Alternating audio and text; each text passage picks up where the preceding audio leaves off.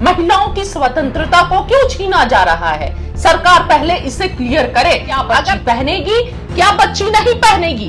पर कुछ गुंडों को किसने अधिकार दिया और उनका इतना मनोबल कैसे बढ़ा कि वो इस तरह नारे लगाएंगे जय श्री राम के? हो सकता है कि आज के बाद मैं ना बोल सकूं, मैं आवाज ना उठा सकूं। आज मैं आखिरी आवाज उठा रही हूं। हो सकता है क्योंकि सत्ता में बैठे लोगों को मेरी ये आवाज पसंद ना आती हो, उनकी नीतियों के खिलाफ जो मैं देश को चश्मा दिखा रही हूं, सच्चाई दिखा रही हूं, बता रही हूं। हो सकता है ये मेरी आखिरी आवाज हो, पर मुझे डर नहीं है, कोई फिक्र नहीं है, कोई गम नहीं है। मैं तो आवाज उठाती रहूंगी। अब ये मीडिया जो सबसे महत्वपूर्ण विपक्ष होता है, जो हर सरकार की गलत नीतियों के खिलाफ आवाज उठाता है, हर नाकामियों को उजागर करता है, देश की जनता को दिखाता है, आज वो मीडिया बिक चुका है। ये सिर्फ एक कम्युनिटी का दुर्भाग्य नहीं है, ये पूरे देशवासियों का दुर्भाग्य है और ये काले अक्षरों में लिखा जाएगा। आज का जो पीरियड है, मीडिया जो जिस तरह से बिक गई है और आवाज नहीं उठा रही है, ये देश का बेड़ा गर्क कर रही है।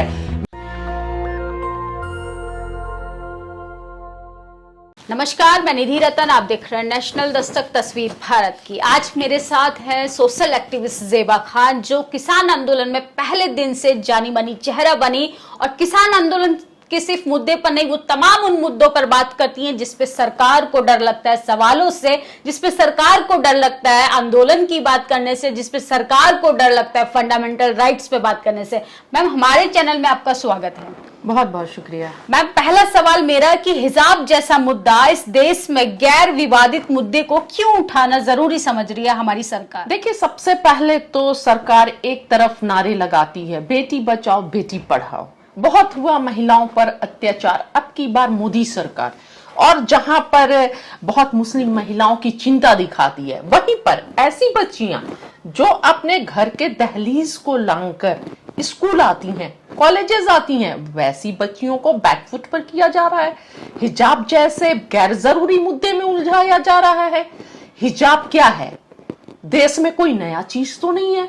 शुरू से, चाहे वो हिंदू धर्म हो, मुस्लिम धर्म हो, या सिख कम्युनिटी हो, या क्रिश्चियन हो, सभी हिजाब करते हैं, सभी सर को कवर करते हैं। बस ये वही है। पर इस जैसे गैर जरूरी मुद्दे को सरकार जो है, सरकार में बैठे लोग हैं, ये एक विवाद का मुद्दा बना दिए हैं, बहस का मुद्दा बना दिए हैं। मैम, आपने बोला कि हिजाब को इस तरीके से मुद्दा बनाया जा रहा है और ये कोई पहली बार नहीं हो रहा है, ये कोई नया मुद्दा नहीं है। हिजाब तमाम तरीके के, अगर घूंघट प्रथा की बात करें, तमाम रिलीजन्स की बात करें, उसमें भी पर्दा प्रथा है। लेकिन फिर भी स्कूल का कहना है, स्कूल प्रशासन का कहना है कर्नाटक का, कि आप स्कूल ड्रेस में, यूनिफॉर्म में आइए, आप हिजाब को शिक्षा से दूर रखिए। देखिए, एक तरफ तो पहले देश की सरकार को यह सुनिश्चित करना होगा कि सरकार चाहती क्या है। शिक्षा और धर्म को बिल्कुल अलग करना चाहती है या फिर यह सिर्फ पॉलिटिक्स के लिए किया जा रहा है? अगर ऐसा है, बिल्कुल धर्म से अलग करना चाह रही है, तो अभी जस्ट गुजरात में कैरिकुलम में रामायण और महाभारत को पढ़ाना कंपलसरी कर दिया गया, और दूसरी तरफ कहा जा रहा है कि लड़कियां हेडस्कार्फ बांधकर नहीं आ सकती हैं, धर्म को अलग करना चाहिए। तो ये डुअल पॉलिसी क्यों? इस पर पहले सरकार क्लियर करे। ये एक एक करके हमारे मुद्दे को क्यों उठाया जा रहा है? महिलाओं की स्वतंत्रता को क्यों छीना जा रहा है? सरकार पहले इसे क्लियर करे।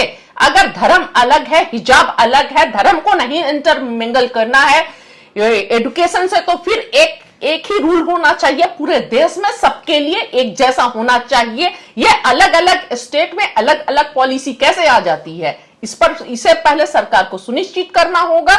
इस पर सरकार को देश की जनता को क्लियर बताना होगा, इंटरप्रेट करना होगा। इस तरह ये हिजाब का जो गैर जरूरी मुद्दा है, यह सिर्फ और सिर्फ कहीं ना कहीं देशवासियों का ध्यान को भटकाने के लिए, जो देश के बेसिक प्रॉब्लम्स है उनसे ध्यान को हटाकर बस ये नफरत वाली राजनीति को करना चाहती है सरकार, और कुछ भी नहीं है। एक तरफ तो जहां आप ट्रिपल तलाक पर बहुत हिमायती बन रहे थे मुस्लिम महिलाओं की, दूसरे तरफ अगर बच्चियां सर को हेडस्कार्फ से ढककर जाती हैं तो क्या दिक्कत है?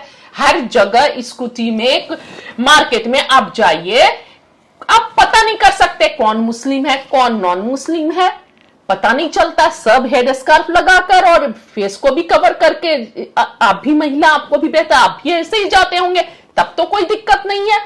लेकिन इस तरह एक तरफ जहां पर लड़कियां निकल रही हैं, शिक्षण संस्थान तक आ रही हैं, अच्छा पढ़ रही हैं, अच्छा कर रही हैं, ऐसे में सरकार इस तरह के गैर जरूरी विवाद को लाकर क्या बच्चियों को, देश की महिलाओं को बैकफुट पर नहीं कर रही हैं? और जो कर्नाटक का मुद्दा था, एक बच्ची के लिए 200-300 जो गुंडे जय श्री राम के नारे लगाते हैं, ये भी बहुत शर्म की बात है कि देश कहां खड़ा हो गया है आकर कि एक महिला, एक बच्ची जो पढ़ने जा रही है, स्कूल एडमिनिस्ट्रेशन उस पर एक्शन लेगा। क्या बच्ची पहनेगी, क्या बच्ची नहीं पहनेगी, पर कुछ गुंडों को किसने अधिकार दिया और उनका इतना मनोबल कैसे बढ़ा कि वो इस तरह नारे लगाएंगे जय श्री राम के।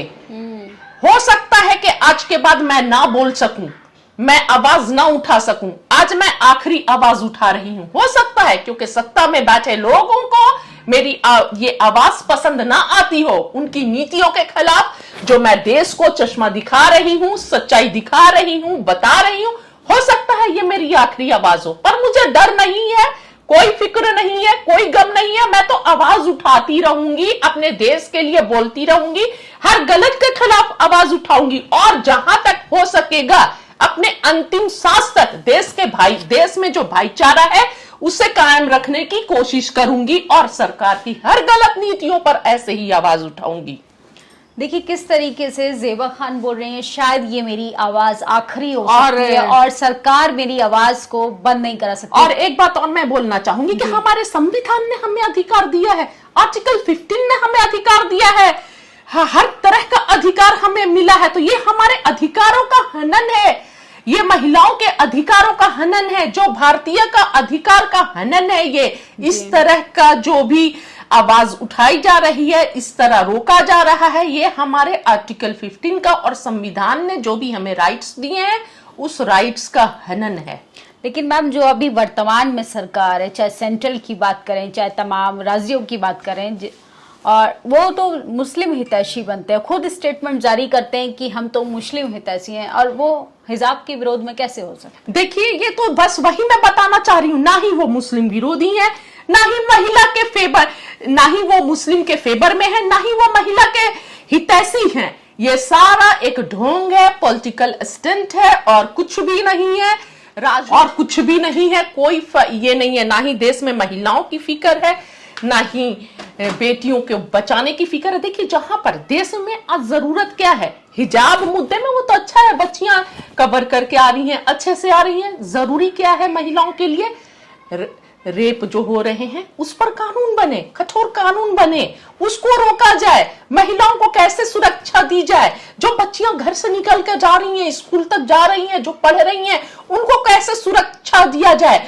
उनको कैसे सुरक्षित वो घर तक आ सके, और जो गुंडे हैं, मवाली हैं, उनका मनोबल कैसे टूटे। रेप जैसे जघन्य अपराध के लिए क्या कठोर से कठोर कानून बने जो जिस पर अंकुश लगे और हमारी महिलाओं को इंसाफ मिल सके। इन बातों से सरकार हटकर ऐसे गैर जरूरी मुद्दे पर काम कर रही है, तो हम समझ सकते हैं, देशवासी समझ रहे हैं कि सरकार किस बात को प्राथमिकता दे रही है। जहां पर देश में बच्चियों का, महिलाओं का बलात्कार हो जाता है, वहीं उस देश में बच्चियां स्कूल जा रही हैं हेड स्कार्फ पहनकर, इस पर रोक लगाया जा रहा है। यह सिर्फ राजनीति मुद्दा है और देश की जनता को भ्रम में डालने का और गलत फहमी पैदा करने का बस एक स्टंट है और कुछ भी नहीं है।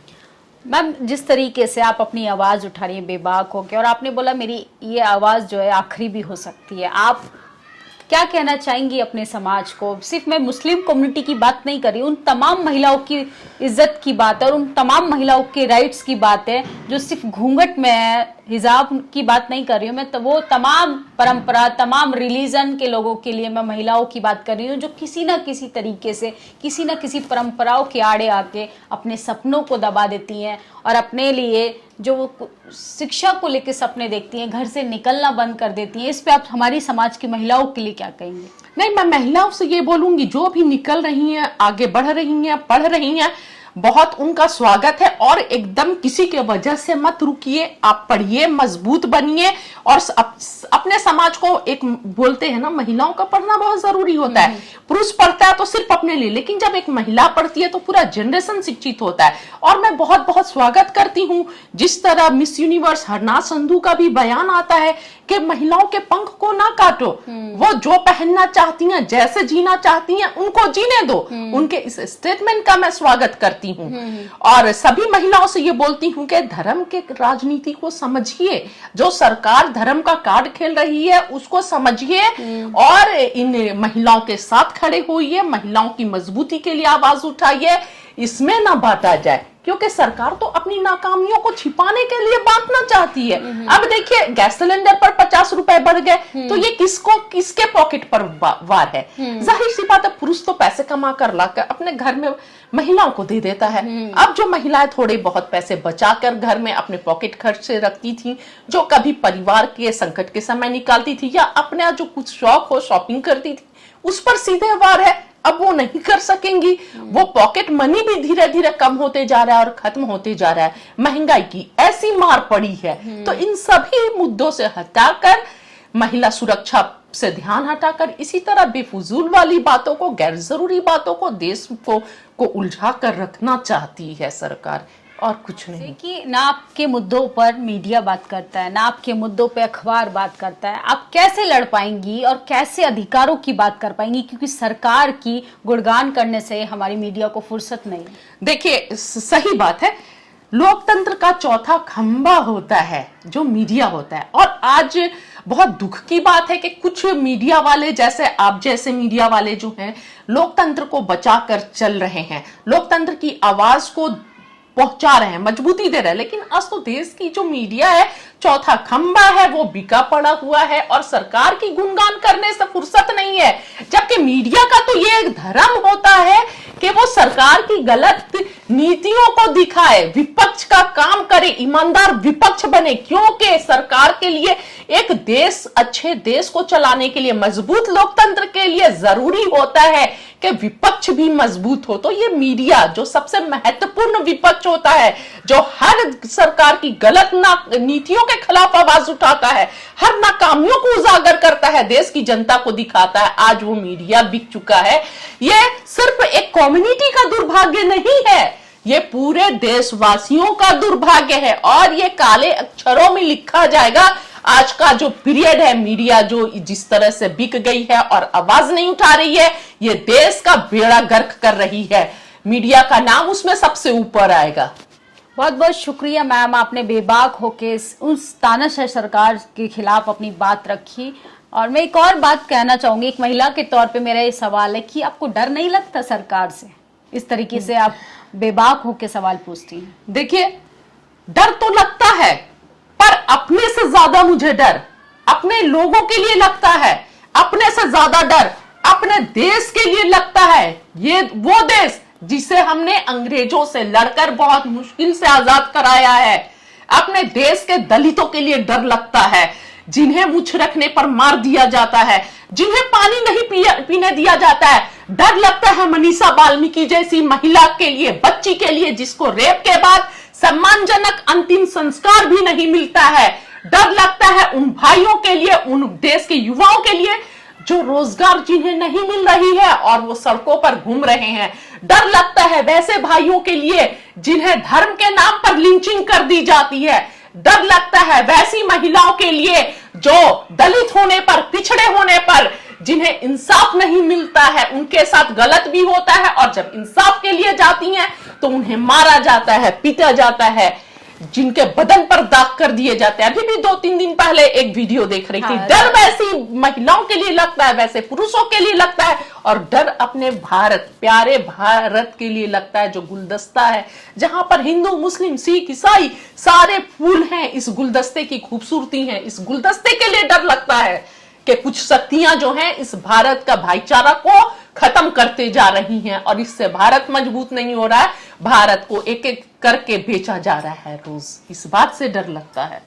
तो ये थी हमारे साथ ज़ेबा खान। इन्होंने अपनी बात रखी और बातों में जो शब्द निकल कर आ रहे हैं उसमें दर्द है अपने समाज के लिए, उसमें दर्द है अपने देश के लिए, और उसमें दर्द है उन तमाम महिलाओं के लिए जिनके सपनों को कुचला जा रहा है इस तानाशाह सरकार के द्वारा। उसमें दर्द है उन युवाओं के लिए जिनको नौकरी का सपना दिखाया जाता है लेकिन बदले में लाठीचार्ज किया जाता है। उसमें दर्द है उन तमाम देशवासियों के लिए जिनके साथ तमाम जाति के आधार पे उत्पीड़न होते हैं। हमारी बातचीत आपको कैसी लगी? ज़ेबा खान ने किस तरीके से अपनी बात रखी? अगर आप उनकी बात से कुछ समझ पा रहे हैं, कुछ सोचने पे मजबूर हो रहे हैं, तो आप अपनी राय कमेंट बॉक्स में जरूर दें, क्योंकि आपकी राय हमारे लिए बेहद जरूरी है।